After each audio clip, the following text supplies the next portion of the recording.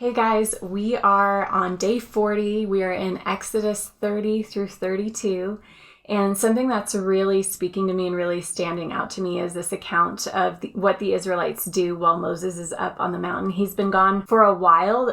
We're told that he's up there a total of 40 days. And in Exodus 32, when the people saw that Moses was so long in coming down from the mountain, they gathered around Aaron and said, "Come, make us gods who will go before us. As for this fellow Moses who brought us up out of Egypt, we don't know what has happened to him." And so they ask Aaron to make them gods that they can worship. So this is what Aaron does. Aaron answered them, "Take off the gold earrings that your wives, your sons, and your daughters are wearing and bring them to me." Now we know that the Israelites had plundered the Egyptians as they left Egypt.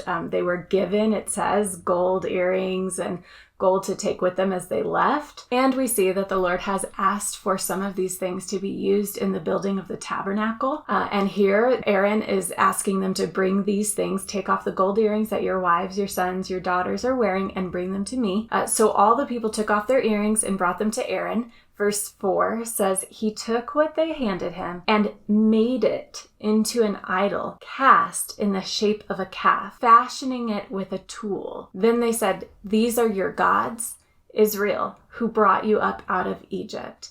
And then when Aaron saw this, it says in verse 5, he built an altar in front of the calf and announced, "Tomorrow there will be a festival to the Lord."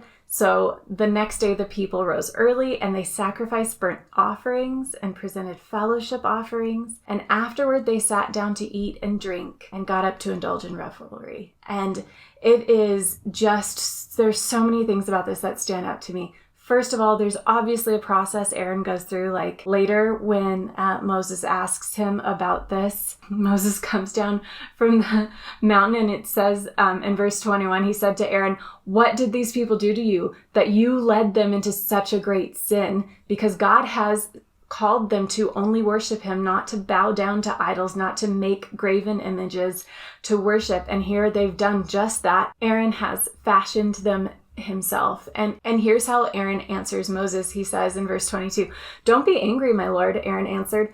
"You know how prone these people are to evil.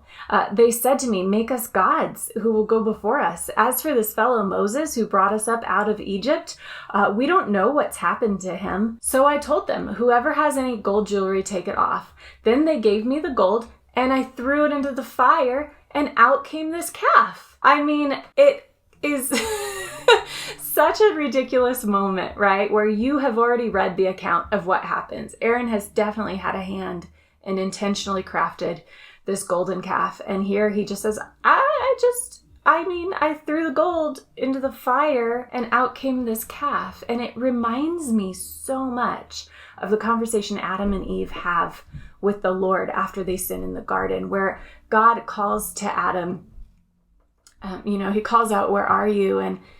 And Adam says, "Well, I was hiding because I was naked." And God says, "Who told you you were naked?" And then when God asks him, "Did you eat of the fruit?" he right away says, "Well, the woman you gave me." And there's this sort of blame shifting or unwillingness to just accept and admit when they've done something wrong. And it's so interesting because here again, we've just been talking about the tabernacle and the imagery in the tabernacle of reminding them of the garden, the place where God dwells among his people. The people have committed to be God's people, to worship him only. And his presence is going to be with them like it was in the garden. And here we have another moment where they are turning away from the Lord again. And so it's no wonder that the Lord's anger is so strong against the people. Moses intercedes on their behalf and it says the Lord relented and did not bring on his people the disaster that he had threatened in his anger. And it just reminds me, every time I read this account, it just reminds me of how forgiving and gracious God really is.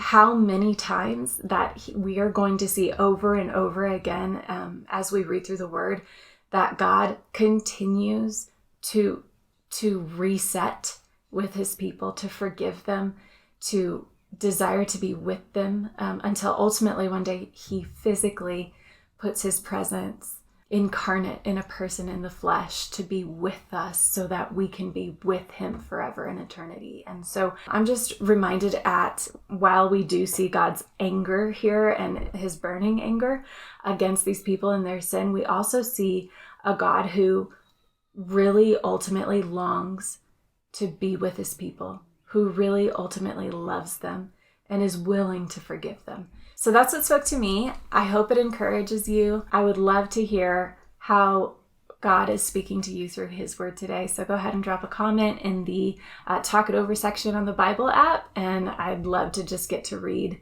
your reflections as well. All right, guys, have a great day.